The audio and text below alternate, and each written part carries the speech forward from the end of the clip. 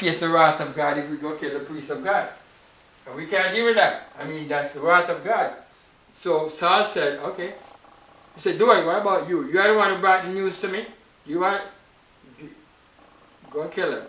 And the Bible said that Doeg jumped up and took the sword and started killing the priests. And he killed all of the priests, the high priest and all his family.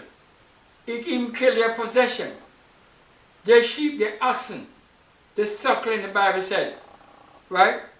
No, let me read this, because this is where I tell you where the white line now became a black line. Okay? And this is the destruction. The scripture said, he said, did I begin to inquire of God for him? Be it far from me. Let not the king impute anything unto his servant. This is verse 15. Nor to all the house of my father, for thy servant knew nothing of this, less or more. I say you have to be very careful sometimes when you're telling people to tell lies. And you get people into things. Because you're getting them to involve into something that could threaten their life. And sometimes they don't know. And you think it's just something innocent. Right? From fear to lies. And now it gets to a point where, of course, with Jonathan involved, Jonathan knew what's going on. Right? Michael, she knew what was going on. Right? Samuel knew what was going on. But now it gets to an innocent man totally. He has no idea of that Saul is a devil. Right? And so, and he has no idea of what's going on with the whole saga, what's going on in the palace and what's going on in this whole thing. Right? And the innocent man gets involved now. And he said, I don't know anything. All I know is that David is the son-in-law. And if David come to me, I expect to honor him because we know who David is. Right? And Saul said, yeah, really? You're acting like you don't know anything. Right?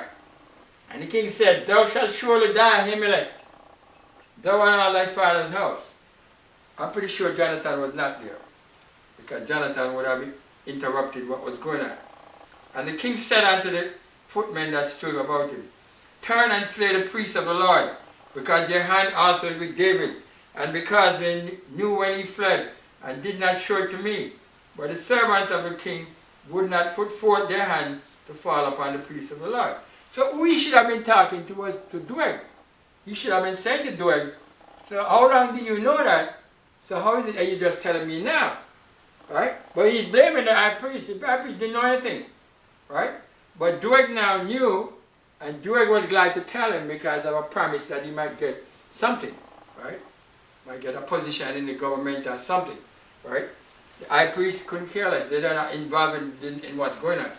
So the priest. And the king said to Doeg, turn thou and fall upon the priest. And Doeg the Edomite turned and he fell upon the priest and slew on that day 85 persons that went in an effort. 425. Right? Doeg. Guess he was so mad against the priests of God that he killed them. Right? He killed all them, and then he went to their home, where they lived, and their city. And the Bible said, he smote with the edge of the sword, both men and women, children and suckling, and oxen, asses, and sheep, with the edge of the sword.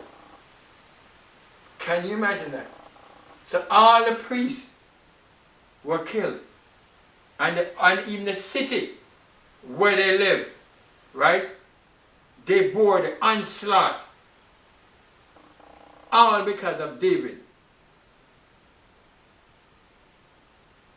Because Saul was so mad against David. And as I said to you, you will always be able to find, when you have evil men, you will always be able to find evil men like themselves to execute their evil deeds. The things that they have in their mind. Right? As I said, Hitler didn't go out there and shoot everybody or whatever, stab or whatever. I really promote these men and say, oh, I'm going to make you. So I say, oh, they feel good. Yeah, they feel good, you know. And they salute him and, you know, call him a reach or something like that, right? That's what they did.